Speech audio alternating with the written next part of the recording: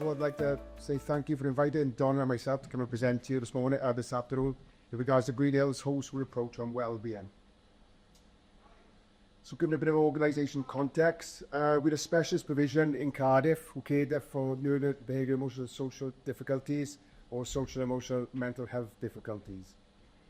The school currently caters for 80 learners in Key Stage 3 and 4, and we've got an ever-growing population of post-16 provision. All boys? All boys, yeah. We run at 88% of free school meals, which is extremely high, if not the highest in Wales, or will be up there with the highest in Wales. Our high staff to learner ratio, 3 staff to 8 learners in the classroom. Every learner is an IDP, it was the old statement, but because of the new process, an IDP, individual development plan. And the school admits some of the most challenging learners from around the city. Okay, so as Dan stated, all of the boys who come to us come with an individual development plan, and their primary needs are identified as behavioural, emotional and social difficulties. They've not managed the mainstream setting for a whole range of reasons, but they all come to us with very overactive rage, fear, panic systems and very underactive care-seeking play systems. And you would imagine for some children who've been permanently excluded from many, many schools, that the biggest system that we see is the rage and anger, but actually when you analyse their presentation is fear. And I think when we understand the fear is their driving force, and that's what they're trying to communicate in their behaviour, we can meet those children where they're at with much more empathy and care and understanding. All of the children that come to us have experienced trauma in some way or form, and for some children a difficult school placement has indeed been that trauma. That's been the source of the biggest humiliation for some of the children actually when they come to us. Many live in households of generational trauma, and not one child that we've got at the moment has an ACE score, adverse childhood experience score, of less than about 5. And a lot of our children live in poverty and dependent on benefit systems, and that also has been generational for some of the families. We know the trajectory for youngsters with significant ACE scores, sadly. We know that many of those young people end up with involving crime, maybe addiction, entering the prison system, and worse of all, in early death. And sadly, for some of the learners that have come through Green Hill over the years, we have lost many of our past learners as a result of that. But we're on a mission. We're on a mission in Green Hill to interrupt the school-to-prison pipeline that has kind of been the unfortunate historic narrative of the school. We're on board with the Welsh Government's drive to create a really healthy, positive, mentally well nation. And, it's great to hear everybody here today that we've already, I think we're going to touch on lots of things that we've already heard, which is fantastic. So we're on a mission, and I think everybody in this room is on the mission also, so that's fantastic. A little bit about our school. We're going to play a quick film about the school just to show you where we've come to as a school. And I think it's even better than when we did this now, but this is a little flavour of what we're about, and we'll then go back to how we've got here. So it's about 4 minutes, so bear with and enjoy.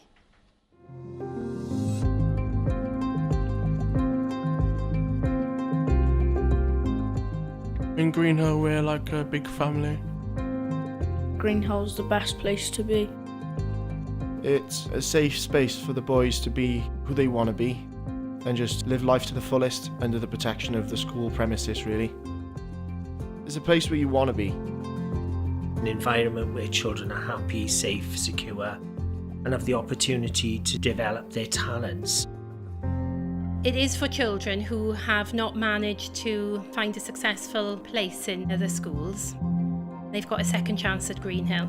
It's a fresh start every day.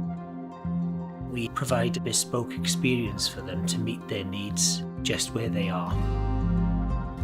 We know it works. We can see that it works for our boys. You see children that are living life. We do have the best time. We are a trauma-informed school. Every member of staff has been trained to practitioner status. We understand that until we get to the bottom of what's preventing them from engaging, the learning can't really happen. We never give up on the young people at Greenhill. Their emotional well-being, their mental health, how they're interacting with their peers. We look at the whole child here, we're not just looking at academic progress. Greenhill is different to mainstream school because the teachers understand you. If you understand them and know why they're feeling like they are, you have a much better understanding of where you're going to get them. Our boys recognise that we have their best at heart. That's what helps us develop as a community and a family. All schools should have dogs. They're such a brilliant part of the team. They help children to regulate their emotions, to de-stress. They make everyone happy when they feel inside, and they just calm us down and keep us chill. The teachers are so amazing. They come out of us and have fun. Being that role model, that friend, whatever that role needs to be that day, we're there with them. We have something that's called COID, which is outdoor education. The outside is a fantastic classroom. They're developing a respect for the people around them, the environment that they're in. You have opportunities to talk to lads in a different environment. That trust is essential.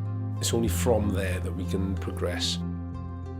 We go on a lot of trips and it's really exciting.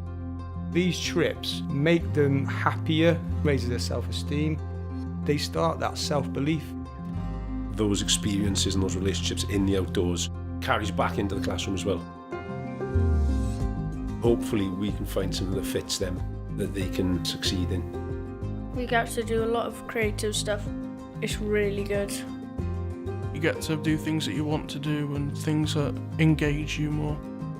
Everybody has something that makes them tick, and we tap into that the best we can. The Welsh curriculum is a gift to a school like this. We've fully embraced it. It really allows Greenhill just to be its wonderful self. It's given us the autonomy to develop a curriculum that's very bespoke for our setting. Real practical qualifications and real practical life skills. And if we can give them a career pathway, then we've given them a good start. This school does have an unbelievable impact on the pupils. You can see the change in that child. I was a bit nervous at the start, but I've gained more confidence. They've helped me come out my shell. I've never even used to go out, and now I'm always out. Greenhill's helped me to look after myself better and have that relationship with people and just to build my self-esteem. It's priceless, really. There is a diamond inside every one of these children. There is.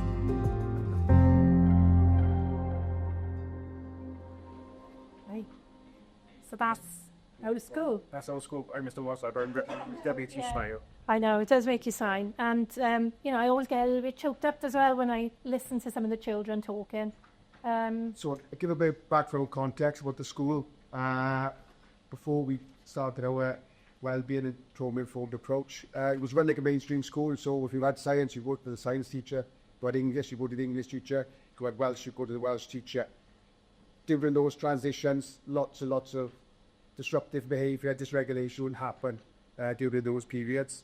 There was a big change in about 2030. We had a new head come in, who established, who started herself with there was big emphasis on qualification, GCSE qualifications, which at the time, reflection, what we know now, our learners were very flat because with the pressures we were getting put under, staff would be stressed.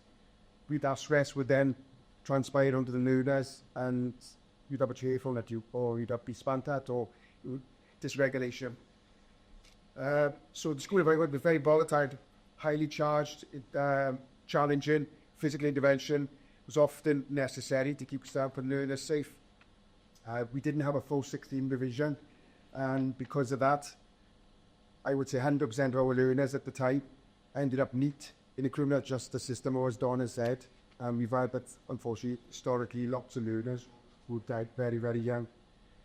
And this was the big one for us, parents and carers, and one of the other professional social workers, people in the local authority had a wonky narrative about Green Hill.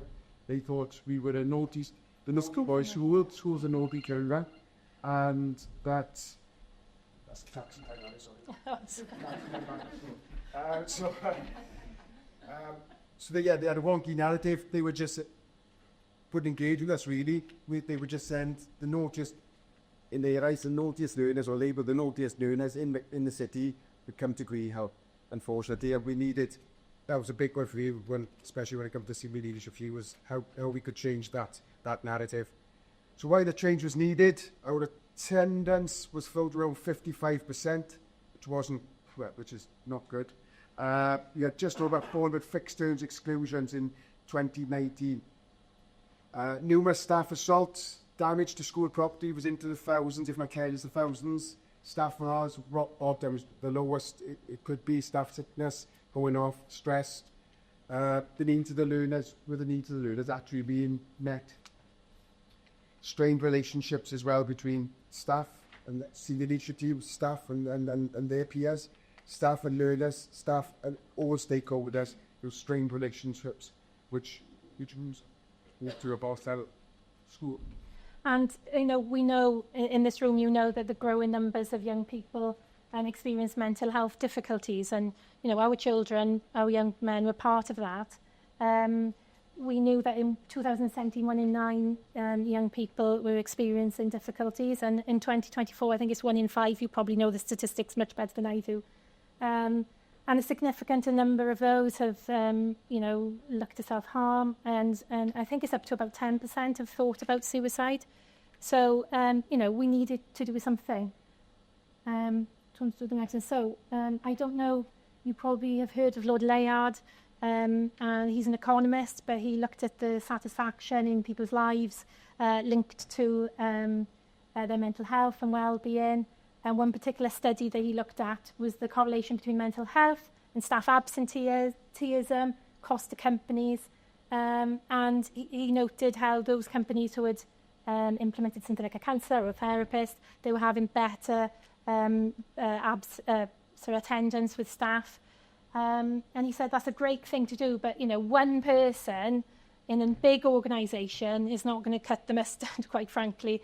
So you need to create the army. So at Green Hill, we've been trying to create the army of emotionally available adults for our young people. And I can see in this room today, you know, you're all part of the army, I think, trying to support young people in Wales. Do you want to move on from there? So the beginning of the journey in Green Hill. So 2019, our family therapist went on Trauma-Informed Schools UK practitioner to Donna. There are the courses, like I said, there are the courses out there, the rest of the one we chose as a school. But she got accredited and she came back and she sold it to the SLT. New head was appointed in 2020 and he was fully on board. So in turn that we started a whole school's dissemination in regards to workers' child experiences, the terminology, pace, why those methods, how we incorporate them into school. And the senior leadership team then, as a whole, went on to get trained to get their diplomas. There's a massive priority in the school improvement plan, so that was high priority that every member of staff within the school, which would take significant amount of money, which in turn it comes from the budget, but the head, Mr. Mock, was fully on board. So every member of staff, not just one or two, is not used as intervention, every member of staff. And office staff and everybody, yeah. Everyone from the round. The barber, yeah. Yeah, from the barber, yeah. That is over from Coleman level. Staff consultation about in regards to SLT, and we'll touch on that later. And obviously the implementation of a framework, whole school approach to emotional and mental health and well. So we were well on the way to working through this when the framework landed, the whole school approach, and it just aligned really well with what we were doing. So we didn't feel we had to, you know, follow it to the letter. You know, the toolkit was there, the self-evaluation framework was there, but actually we were already evaluating how we were preparing our young people for life, and how well we were setting them up to understand themselves and their emotional and well-being needs. So, you know, it was a big thing for us that we were kind of almost one step ahead, really. So really positive. So, and whilst all this was going on, COVID-19 hit. Yeah. I think for us in the school, it was fantastic. Yeah, don't say outside the room. For us, as the journey we were on, it came at the right time for us. So we could implement the class bubbles where those learners had a safe environment, that they know there was a safe.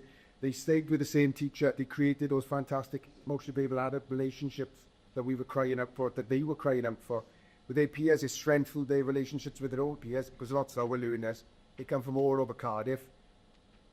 One could come from Ely and the other one could come from St. Mellons, so they don't know each other. They haven't come from primary school with each other, so they have never had an opportunity to build these relationships with other learners in our sector. Like I said, the relationships improved, the relationship with staff improved with it as well, and support from the families. We've done a hell of a lot of support with the families as a school, the food banks. We've done a lot of respite with some of the parents that are able to sometimes manage grow learners. We set staff out to give parents a bit of respite from their own children. And so, you know, as a leadership, I've been on the leadership team at the time. I like this a quote from Lars Sudman. He's a leadership expert. That, you know, being a leader of a school is a bit like parenting. We talked a lot about parenting already today. And I think as a leader, you have a responsibility for the people that work with you. And, you know, parents want to nurture and support and motivate their children and listen and give them the autonomy to grow, but also to be the safety net to catch them when they fall. And I think we felt that we needed to do that for our staff, who were really fearful at the time, coming back into school, you know, post-COVID, and we were running as a hub as well. So also, every school's biggest expenditure is their staff. We talked today about parents being, you know, the crucial element for a child's development, or parents and carers. And we are the same, our staff team is the same for our young people. So investing in the staff heavily and making sure that we had a really open, honest, trusting relationship was crucial. So we stripped everything back as a massive staff consultation. We all know the term, you can't pour from an empty jug. So we needed the staff to be well equipped. We needed them to be emotionally well and mentally well and able to hold their own emotional and mental well-being in order to be able to provide the children with the service they needed and to meet their needs. So we did a lot of work around that as a senior leadership team. For me, in regards to the school, I was not part of the senior leadership team at the time. I was a teacher, and I think this was the key moment that got everyone on the bus. For members of staff, the senior leadership team, we had the family therapist and the consultation. Everything was out for the day, with the good, the bad, the ugly. And there was no stone unturned in regards to what wasn't working in the school, what was working. And it did leave the leadership team very, very vulnerable to criticism. So they put themselves out there, and because of that, I think the whole staff, everyone involved with the school, got on that bus straight away. They could see the value in it. I think that was the key moment for me. I think a lot of the staff felt we were pushing in the wrong direction. We were trying to drag children who weren't ready to learn through qualifications. For what? For a fight, for them to be upset, for us all to be, going home at the end of the day feeling like we'd, fought a battle and we'd all lost it. There's no winners in it, So we had to scrap it and go back to the beginning, I think. So our strapline is Green Hill's a great place to be. This is just a little example of something very small, soft touch that we do for the staff in the morning. There's free tea, coffee. You don't have to worry about bringing your milk. There's some pastries. Don't say that in the, but there's fruit as well. It's just we try and create a really, really lovely environment for the staff. And we have an SLT box, senior leadership team. I wish my senior leadership team knew, so that people can post anonymously anything they want us to know about if they don't feel they can come and tell us. But we do encourage we've got an open door policy. We want everybody to come and see us and talk to us. So we try to follow the same as we will for the children. If you go to the next one, protect, relate, regulate and reflect. And they're the 4 areas within a trauma-informed approach that we use, not just with staff, but with our young people as well. So, the protection, the open door policy, we offer supervision with our family therapists for our staff. They've never had that before. Formal supervision, but also drop-in. We built a relationship policy. We took the word behaviour out of things. Staff wellbeing policy, a staff wellbeing charter.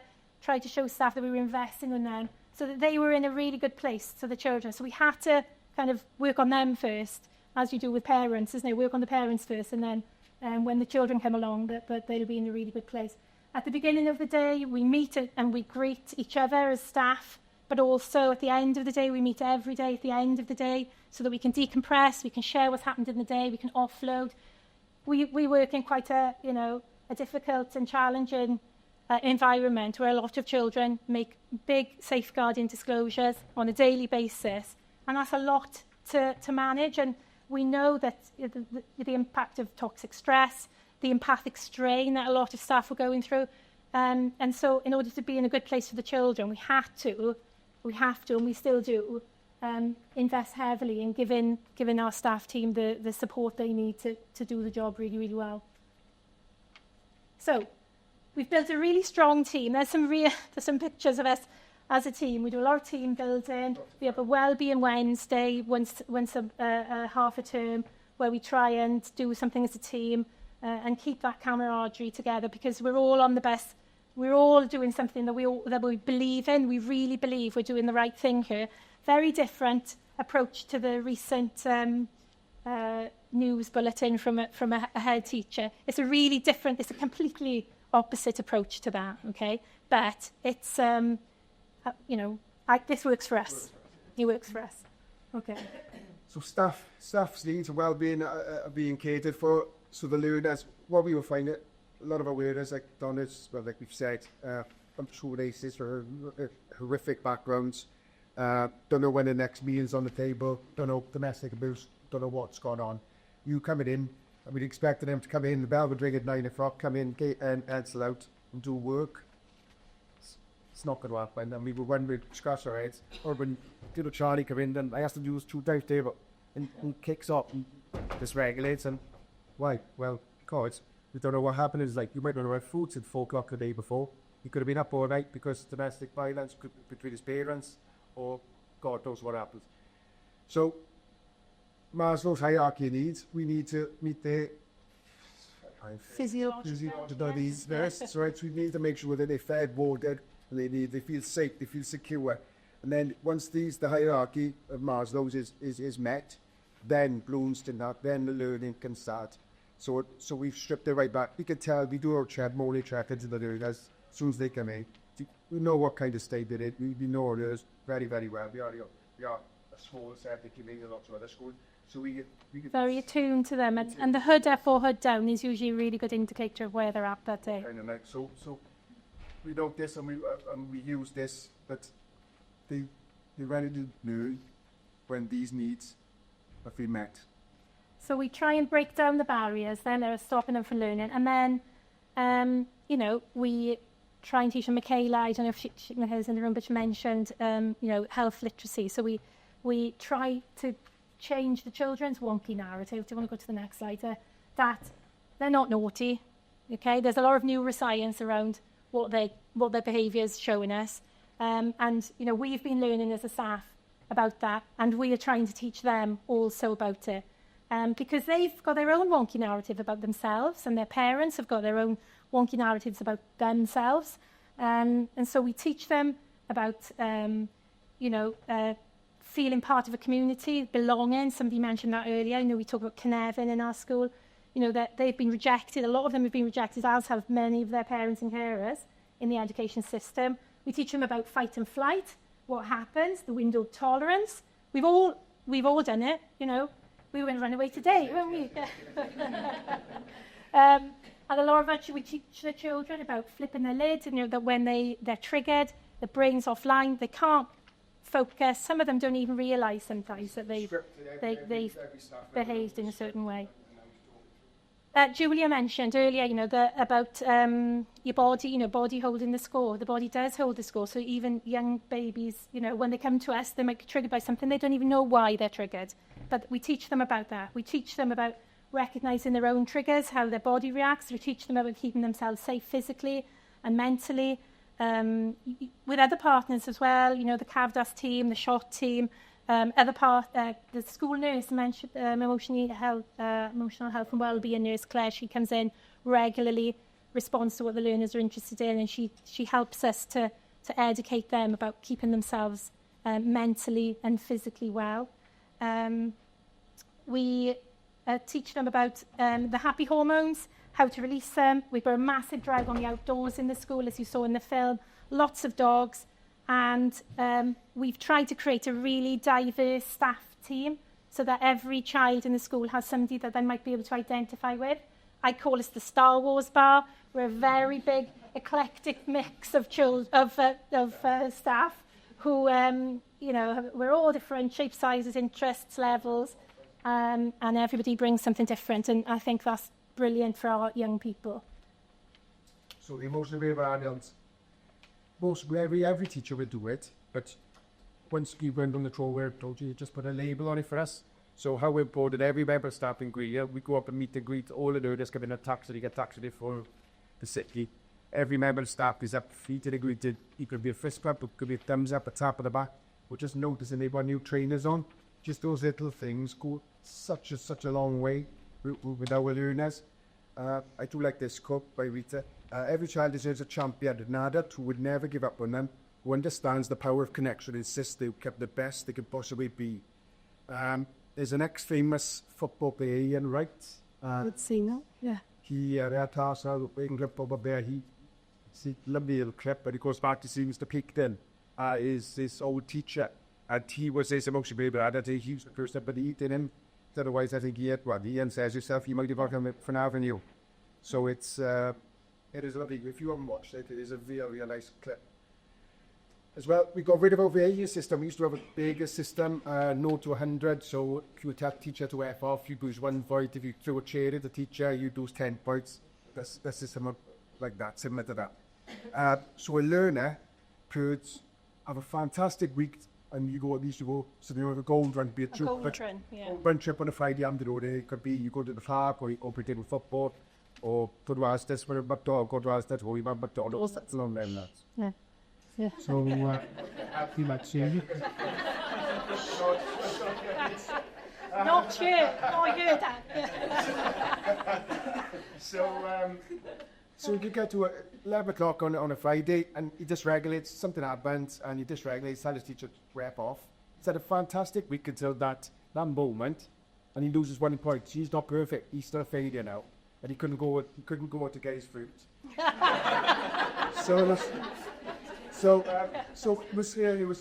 It wasn't good. It wasn't good, and then if you were dysregulated, then for that afternoon, for the Friday afternoon, you would be, that thing's there. So we just thought we stripped it all away. Every learner deserves a chance to experience just wonderful things. Yeah. Board and an experience on a Friday, where every learner gets one of the rewards and it's worth it. Yeah, and we wanted to take away that kind of extrinsic motivation, and we wanted the children to want to engage. So we needed to build something that would encourage them to be want to be part of what we were doing. So that intrinsic motivation.